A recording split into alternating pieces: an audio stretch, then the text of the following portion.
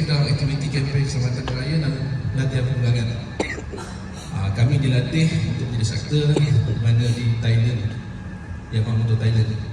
Saya tak keserangan, saya bersama dengan pembantu saya, bersama dengan Ain, Nur Ain binti Zainal. Hai semua. Okay. Lapar hari ni? Lapar? Nak makan ni? Ya, kita teruskan dulu memakan. Okey, kita teruskan dulu. Sekejap je. Lebih kurang 1 jam. Sekejap ya. Okey. Olahraga motor ditubuhkan di Malaysia pada tahun 1978. Terletak di Persiaran Bukit Aman Putra, Sungai Buloh, Selangor.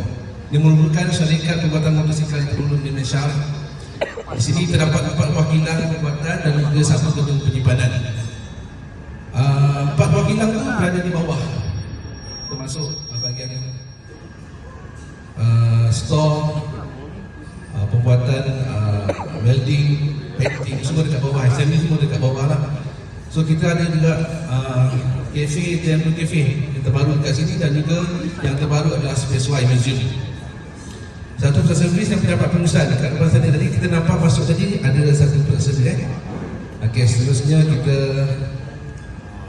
teruskan satu dengan tayangan video. Minta semua dapat perhatikanlah, tengok Video ni agak panjang. Saya harap semua dapat menunjukkan perhatian lah. Okey, ilmu ni susah nak dapat. Minta beri perhatian.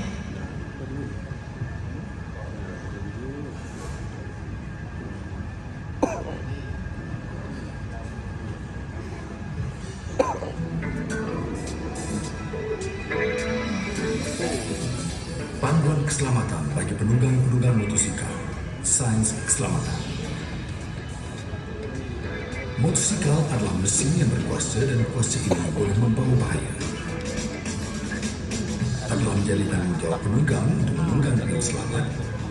Menunggang secara cuai menyebabkan kemalangan serius. Panduan keselamatan yang akan kami berikan ini adalah perkara asas dan ramai di antara anda sudah pun mengetahuinya. Tetapi ingatlah, perkara asas ini amat penting. Oleh itu, eloklah kita mengambil sedikit masa untuk melihat keselamatan menunggang dari sudut saintifik.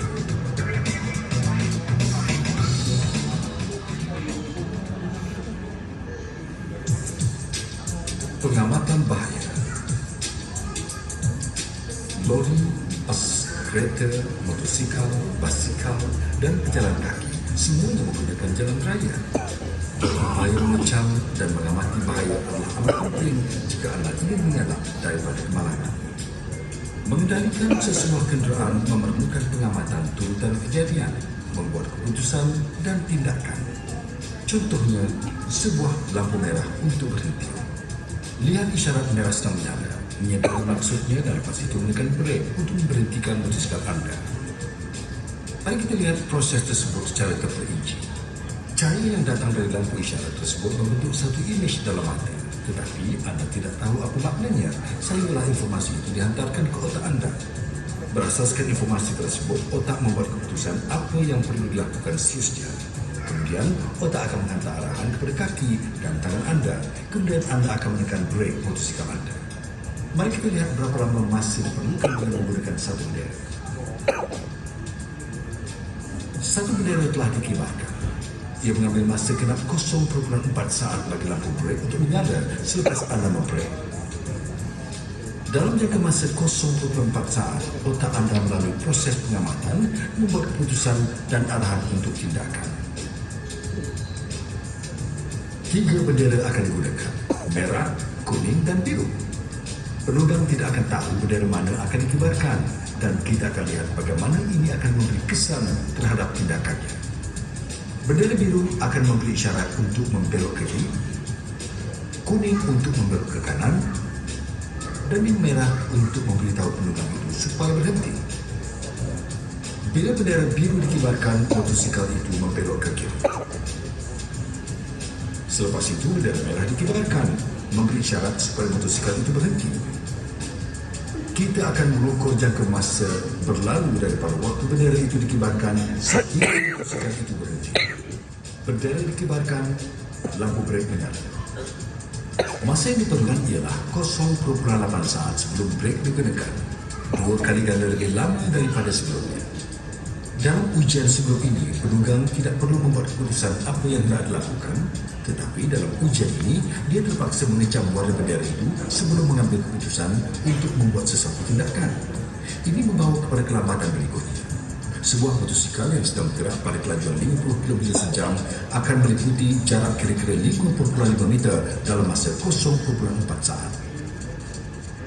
Seumumnya, masa minimum 0.8 saat diperlukan daripada waktu pengamatan hingga ke perbuatan semasa memacu atau menunggang sesebuah kenderaan. Memendekkan masa reaksi ini sebanyak mungkin adalah faktor utama untuk menunggang dengan selamat. Mengendalikan kenderaan adalah lanjutan daripada pengamatan, membuat keputusan dan pengendalian. Pengendalian yang baik memerlukan penggunaan minda dan kemahiran pergerakan anggota-anggota badan anda.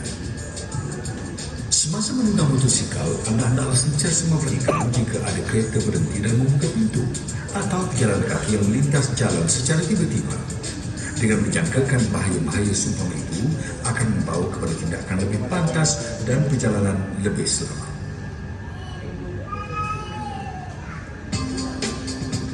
Mudah dilihat. Untuk menunggang motosikal dengan selamat adalah penting mengetahui bagaimana pengguna kenderaan lain melihat anda dan motosikal anda. Sebuah bicel sedang membelok ke kanan dan motosikal itu cuba melintasnya di sebelah kiri. Ups, sebuah kereta akan membelok ke kanan dari lorong bertentangan dan terlindung daripada penunggang motosikal itu. Pemandu kereta itu tidak dapat melihat penunggang motosikal.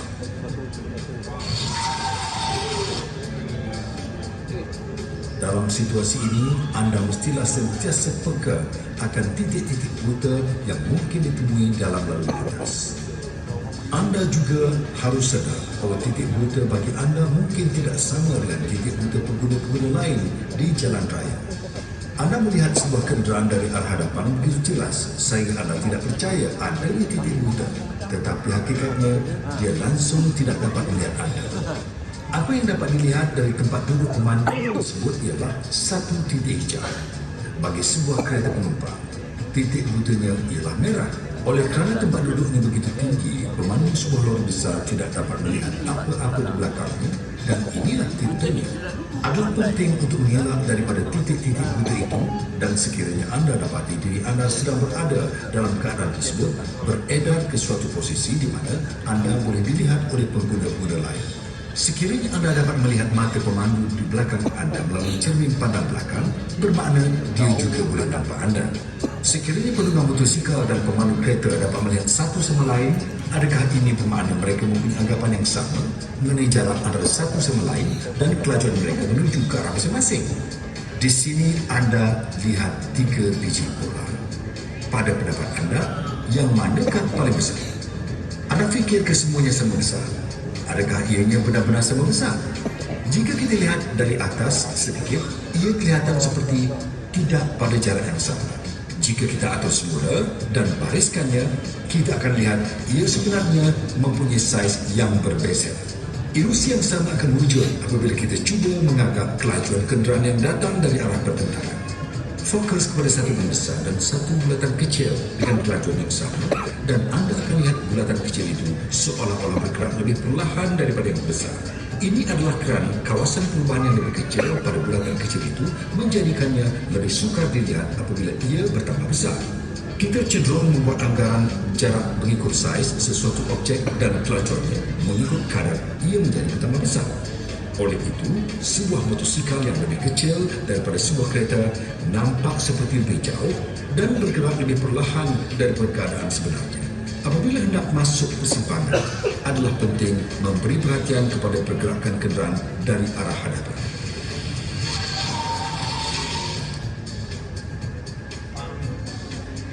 Adalah juga penting cuba menjadikan diri anda mudah dilihat sejelas-jelasnya oleh pemandu-pemandu dari arah hadapan. Adalah penting menunggang dengan menyalakan lampu walaupun pada siang hari. Ini akan menjadikan anda mudah dilihat dengan jelas. Sentiasa cuba menjadikan diri anda mudah dilihat sejelas mungkin dan mengelak daripada titik-titik buta. Faktor utama untuk menunggang dengan selamat ialah sentiasa berusaha memastikan pengguna-pengguna lain di jalan raya mudah melihat anda. Kekuatan hentaman. Ini adalah sebuah topik lara bangsa kemalangan motosikal. Anda dapat lihat kerosakan pada topik lara akibat kemalangan tersebut. Muncullah mangsa itu tidak cedera. Sekiranya dia tidak memakai topik ini, besar kemungkinan berlaku kecederaan kepala yang boleh membawa maut. Tapi keledar ini menyelamatkan nyawa penunggang itu dengan menyerap kuasa hentaman kuat. Bagaimanakah topik keledar menyelamatkan nyawa seorang penunggang?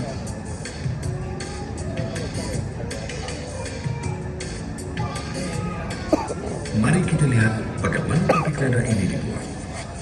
Kulit keras pada bahagian luar itu dipanggil kelompang. Bahagian dalamnya mengandungi lapisan styrol, penyerap hentaman dan bahan lain.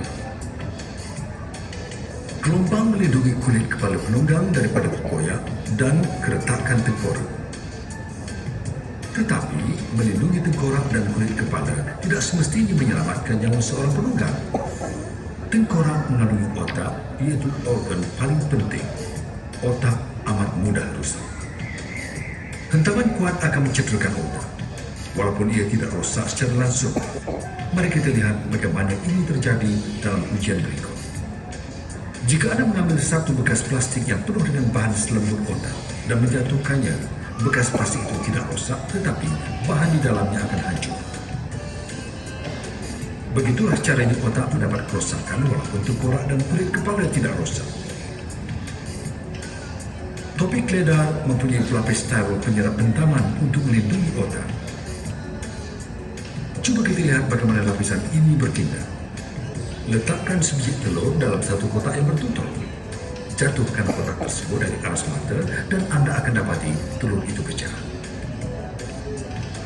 Ulangkan eksperimen itu, tetapi kali ini letakkan satu pelat styrol di bawah telur itu dan jatuhkannya dari aras yang sama.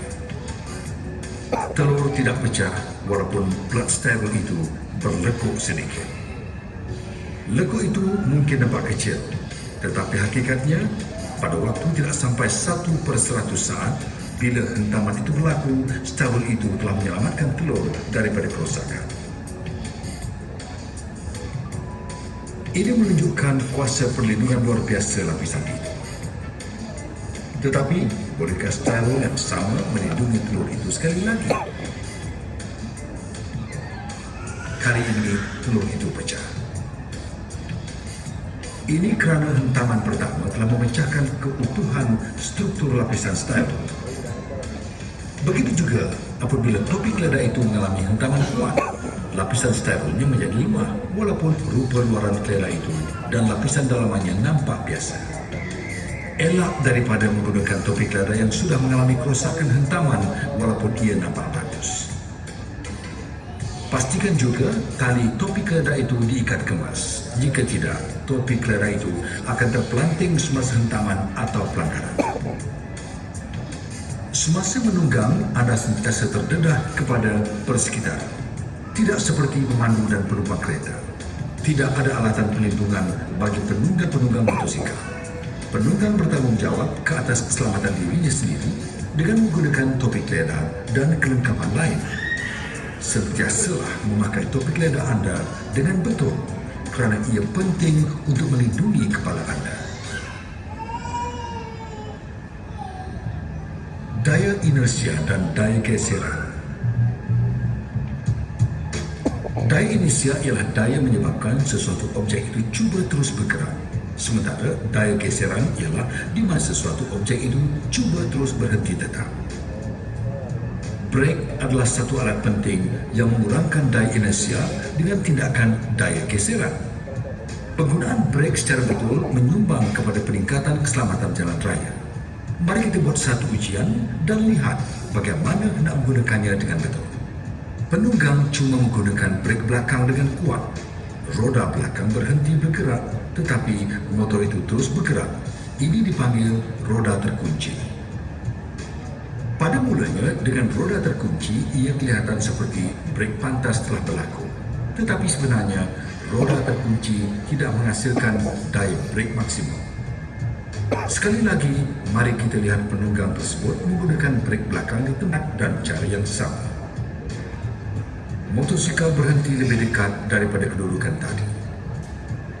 Apakah yang berbeza daripada ujian pertama? Dalam ujian terdahulu, tayar menggelincir ketika roda terkunci. Tetapi kali ini, motor itu berhenti sementara roda masih lagi berpusing.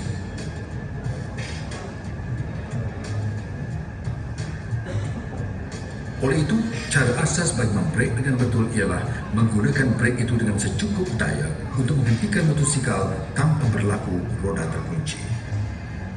Bagi motosikal, membrek dilakukan kepada roda depan dan roda belakang berturut-turut. Cuba fikirkannya.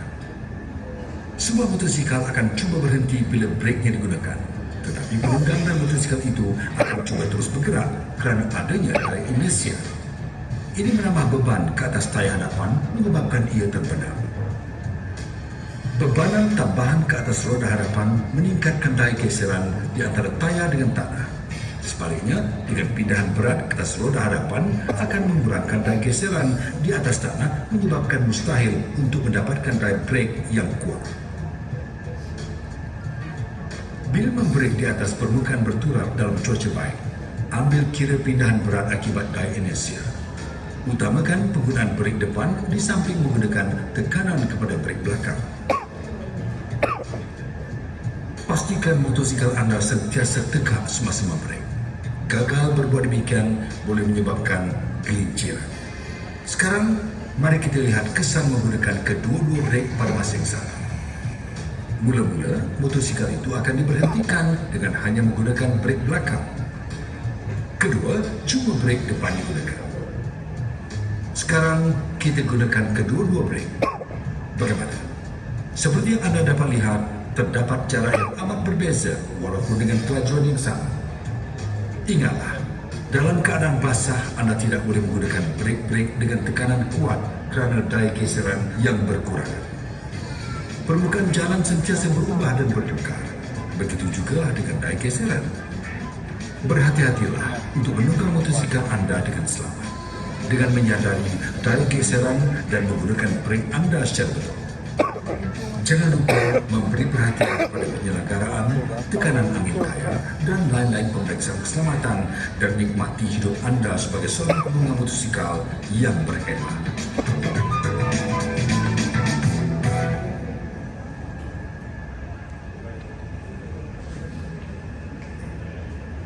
Dan kaki, selesa tak? Okey, kalau tak selesa, adjust sikit. Cuba pada belakang. Okey, abang berlipat kaki belakang. Selesa tak kalau keadaan ini? Tak selesa kan? Sebab kita kalau berlaku kecemasan untuk kita buat braking, memang sukar untuk dia melakukan brek belakang. Okey? Satu lagi pergerakan tangan lah, dah jadi lurus. Okey, yang ketiga adalah kaki, letak kaki melengkung sedikit pada meja. Okey, jari ke depan. Pastikan mendatar. Okey. Belakang sikit pakai kaki tu. Nampak Tadi terbuka. Nampak macam remeh kan? Tapi Jangan dia belakang dia. Nervous. tak selesa. Okey. Saya mungkin nak adjust, tak selesa. Okey. Sebab apa saya cakap kedudukan kaki ini penting sebab bila berlaku kecemasan, kalau kaki kat belakang dah ambil masa nak ke depan, kadang-kadang tersangkut pula. Itu yang buatkan brek jadi 0.5, 0.8. Ada setengah penunggang abang letak kaki belakang. Dia letak macam ni. Dua-dua kaki kat belakang. Tengok kan? Jadi bila kata objek ke apa-apa sesuatu yang berada depan, dia nak mengambil masa 0.5 atau 0.8 tadi memang sukar untuk nak menghentikan kenderaan. Ya, kalau boleh jangan gunakan kaki kat belakang kan. Okey bang? Okey. Muka kenapa? Kena handsome bang. Kena comel. Okey, tiga. Tangan tu selalu berada di atas untuk pandangan luas lah. Okey. Jangan pandang belakang, jangan pandang kiri kanan, fokus ke hadapan. Ke depan. Tak perlu nak tengok dekat depan tayar, tak perlu nak tengok meter. Motor yang mahal memang dah lagi tak payah tengok meter. Kalau nampak awet, dia macam tu lah. Berapa begini? Tak payah tengok. Ya, fokus untuk pandangan yang luas. Okey. Okey, yang kelima adalah siku. Siku bengkokkan sikit. Okey, sekarang buat bulatan macam sedang memeluk sesuatu. Okey, abang ibarat macam membuat sebatang pokok macam mana? Tondram ke, nak ambil ke, bulat. Okey, buka tanpa meluruskan siku. Okey, letak pada handle. So, dia akan nampak bulat. Nampak bulat. Sebab apa saya kata perlukan macam ni? Bila katakan berlaku awak balik depan, saya tolak siku ni macam exober. Exober. Okey, cuba kalau abang luruskan tangan. Luruskan tangan bila break, Dia akan beri tekanan dekat sini. tekanan. Okey, Mak. Sakit ke? Tekanan. Okey. Okey. Yang keenam adalah tangan genggam pendikit 120 darjah. Maksudnya macam ni. Dia bukan lurus, dia ni. Itu 120. Kalau sini bukan 120 lagi dah. Dia macam ni. Kalau masa minyak, kita bukan guna tenaga macam tu. Cuma kita nyanyi je yang akan bergerak. So, Selalunya starting kita lah. Kita gunakan yang pertama bila kita pulas, kita tak dapat kawan untuk kalau berlaku pulas dan terlalu kuat. okey, yang terakhir adalah lutut. Rapatkan kedua lutut. Kalau ada tank, kepit dekat tank. Kalau ada raga, kepit dekat raga. Tak perlu nak buka besar-besar pun. Kalau pakai motor skuter, masukkan dalam kompartmen kaki. Okey, jangan terlebih. Satu untuk keselamatan, satu lagi korang akan rasa yang motor tu bila corner dia akan ikut. Okey, peha dia yang akan bantu untuk tolak motor. Kita bila bawa motor, bila kita speeding, pada kita kaki ke depan sikit. Bila kita break, kita yang ke depan, kita ke belakang. Itulah fungsi badan kita. Super juga macam dalam motor cross atau apa pun macam tu juga. Bila kita handling motor cross, kita bawa badan kita akan ke depan sikit. Bila kita nak break, kita akan ke belakang. Bila awak ke belakang ke depan, bila awak break, awak yang akan jatuh depan motor. Okey? Okey, benda ni nampak macam semua orang tahu, simple je. Tapi kalau korang ikut teknik yang betul, mungkin korang akan kurang rasa tengok bila jalan jauh. Okey, terima kasih bang. Okey.